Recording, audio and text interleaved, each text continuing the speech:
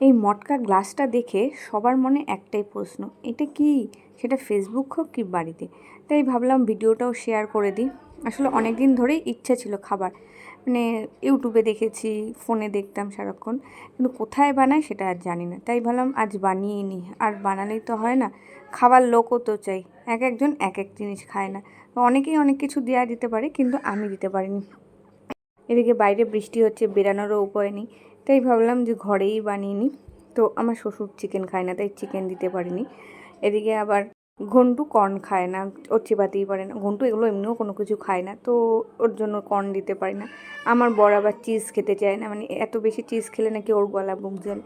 যাই হোক, নিজের যেটা হাতের কাছে ছিল তাই দিয়েই বানিয়েছিলাম।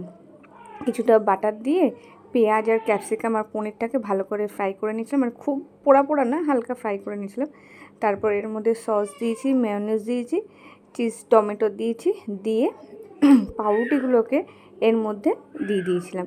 আর রান্নাঘরে আসলেই সবার আগে আসা চাই আমার বরের, হেল্প করবে না কোনো কিছুতে, অথচ শুধু খুন্তি নাড়াবে। যেই চিজটা দিয়েছে, চিজটা নিচে লাগিয়ে দিয়েছে, লাগিয়ে দেওয়ার পর খুন্তিটাকে ছেড়ে দিয়ে পালিয়ে গেছে। মানে কি বলবো। তো যাই হোক, চিজটাকে ভালো করে দিয়ে একটুখানি গার্নিশ করে নিয়েছিলাম ওপর দিয়ে, যাতে ভালো করে এটা মিশে যায়।